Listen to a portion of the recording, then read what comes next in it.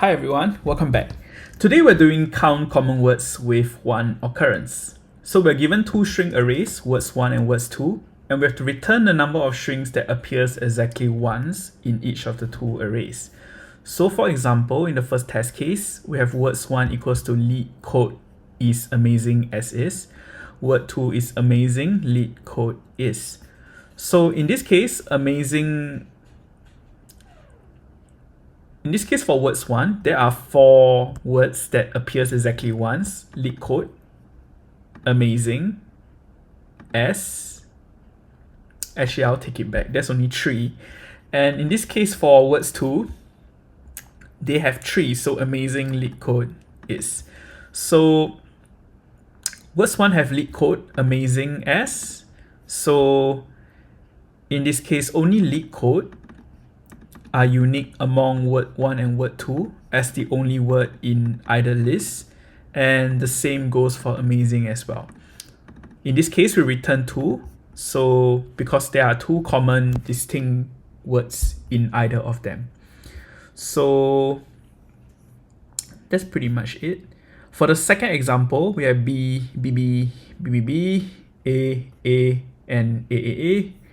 In this case, there's no commonality, so it's just 0. And for the final example, A and AB, AB.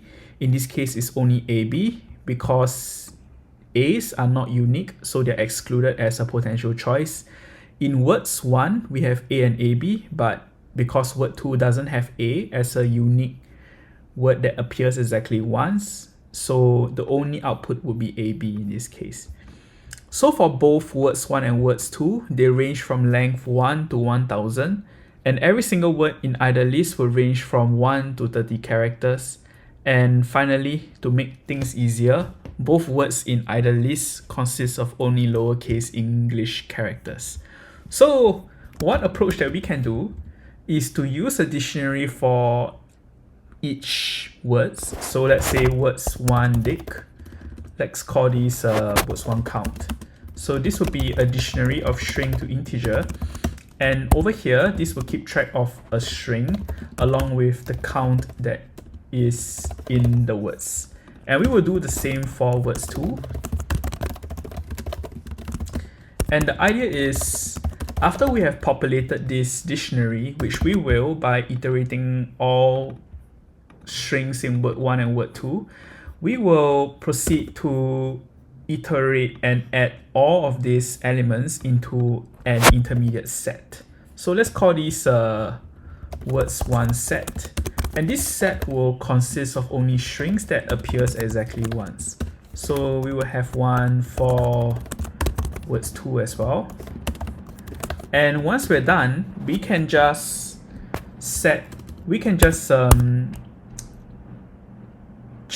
one to use. In this case, if words 1 happen to be the smaller set, then we will iterate through all elements in words 1 instead.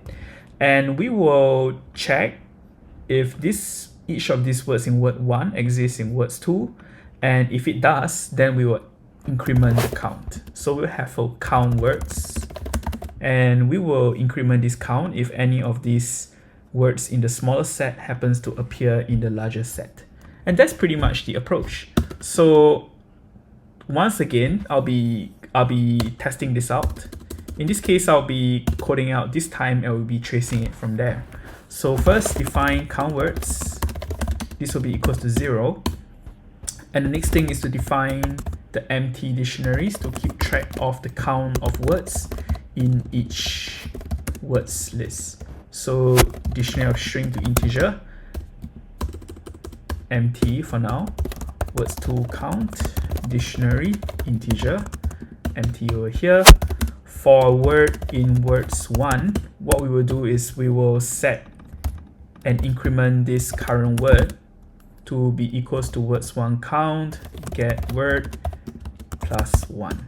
And we will do the same for all words in words 2 as well to keep track of the counts for each word in word 2. So word equals to words 2 count, get word 0 plus 1. And at this point on line 27, these two dictionaries will be populated. So I'll be tracing this out with a test case later. And once we're done, we will just do words1 set of string. This will contain only words which have appeared exactly once. So we will do forward in words1 count dot items. Let's do word and count. If count equal 1, then we would add the current word into the set. And we will do the same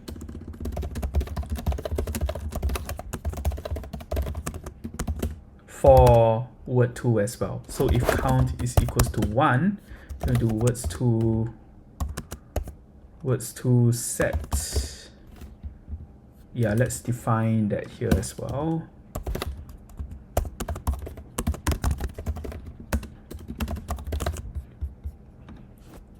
Add word. Yep. And at this point, let's set this to be the smaller one. So in this case, how should we do this? Actually, let's call this smaller and let's call this larger. So smaller and larger. And if the length of smaller is more than length of larger, then we just do smaller, larger equals to larger, smaller. So we swap the two sets such that the smaller one will be the smaller one would be the smaller one. So once we're done, we'll just do for word in smaller, if word in larger, then we will append. We will just increment count words by 1. And we'll just return count words. And that's pretty much it for this approach. So let's trace this out with a test case to be sure that this implementation works. This is quite a long implementation, so let's copy this and paste the test case here. And let's start tracing. So count words will be 0. And this current dictionary would be, I'll be having a multi-line comment here to keep track of words1 count. Actually, let's just make this multi-line for word 1 and word 2 so that it's easier. And now let's iterate through word 1 in words. So currently word is equals to Leetcode, and we are saying word 1 count word equals to Leetcode. So words1 count is equals to 1, and we will continue word 1 is equals to is. Let's put is here. Let's go to the next word, amazing. Let's put amazing here. And let's move on to the second last word, s, and finally is. So we will increment this to 2. And now we're done with words1 count. Let's go to words2 count. Words2 count equals to empty dictionary. So at this point, word will be equals to amazing. And we will increment words2 here. So over here, amazing, 1, Leetcode, and finally is. So it's over here. So we are done. We kept track of the words counts for each word in the respective arrays, and now we are ready to move on to this tracing over here. So let's set smaller. Let's similarly set smaller to be equals to a set. Let's just use these curly braces to make it easier. So at this point, for word in count, in this case, word is equals to Leetcode and count is equals to 1. Since count is equals to 1, we will add Leetcode to the smaller one, and we will continue. So is, in this case, count is 2. So we will not add this. We will continue amazing. Amazing is 1. So we will add amazing to smaller. We will continue with S. And S is count 1 as well. So we will add this to the smaller set. And now we will move on to adding all words in word2 count into the set over here.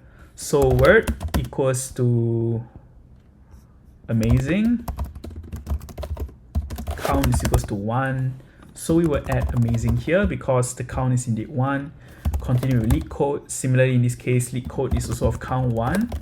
So we add it in as well. Same for is, which is the final word over here. So we're done. We're on line 47. Is smaller more than larger? In this case, we don't have to do the swap because both the smaller and the larger have 3 words each. So this is not executed. So for word in smaller, we're checking word equals to Leetcode. Does Leetcode exist? Yes, it does. So this is true. So we'll increment count words by 1. So just for convenience, I'm just going to trace it here. Count words equals to 1. We move on to the next word. So amazing. Is amazing inside? Yes, amazing is true. So 2. Is S inside larger? No, it's not. So this is false. And we return count words equals to 2. And that's the answer. So looks great. Looks like the tracing went well. Let's delete all of this. And let's quickly check through the implementation again. So count words equals to 0. We initialize 2 dictionaries to keep track of each count for each word in words and words 2. Yeah, I don't see any typos. Okay, we are updating the word 1 counts here and the word 2 count here. Looks great. We initialize the smaller set and the larger set. We arbitrarily set all counts in word 1 into smaller. And smaller in this case will consist of words that have only occurred once. Same for word 2 count, and this is added into the larger set over here. And if the order is incorrect, if the smaller set is actually larger, then we will swap the 2 sets. For word in smaller, we will check the set in the smaller set to save runtime and check whether if the word is in larger. And if the word is in larger, then we will increment count words here. So looks like everything is good. Let's run this against the test cases. Word 2 is not defined. Once again, the tracing didn't save us here because I missed out the typo in line 10. And we have another typo here. Okay, words 2 count. Yeah, I made a typo here. Let's see. Yeah, one tip in Leetcode is that you can select the variable and you can check if the words actually did highlight the right occurrences. So over here, I see that everything is looks like there's no other typos. Okay, that looks great. Please check your code properly. Don't be like me. And this passes the test cases. And there we go. So for this approach, let's analyze the time and space complexity as usual. So let's look through the time complexity first. Let n be the length of words 1 and m be the length of words 2. So now over here, we iterate through words 1. So this is on.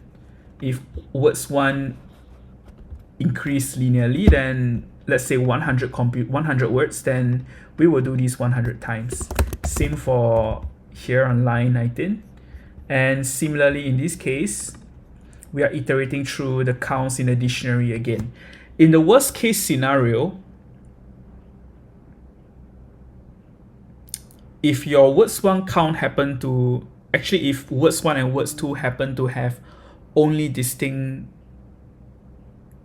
strings, then in this case, the key value pairs in words 1 would mirror that of the number of words in words 1 and word 2. So in this case, this would be, in worst case, on as well. And this would be om as well. And over here, we are appending all words that only occurs once. So in the worst case, smaller and larger would have the same number of elements as in words 1 and words 2. So if that's the case, we will also have ON or OM, OM or OM, whichever is smaller. But after removing the coefficients, it will just be ON or OM. So in this case, looks great. In summary, the time complexity is O2N plus O2M. And it could be either one of them will have one additional iteration, but if you remove the coefficients, the time complexity is ON plus OM. And for the space complexity, let's remove all workings that we have to avoid confusion as usual. Okay. So we keep track of words 1 and words 2. So each of these would be ON and this will be OM. So in the worst case, this will have the same number of key value pairs as words 1 and words 2 if every single word in word 1 and word 2 appears exactly once. Same for in smaller and larger as well, because we are appending only words that occur exactly once. So if that does happen, well, if all words happen only once, then smaller and larger would also be a copy of words 1 and words 2 then. And for the rest of the other variables, they are just storing the count of words and just helper variables in the for loops. So yeah, looks great. In this case, the space complexity will be O2N plus O2M. And similarly, if we remove the coefficients, the space complexity is OM plus OM. So looks like everything is fine. We use additional space to optimize this, and this looks great.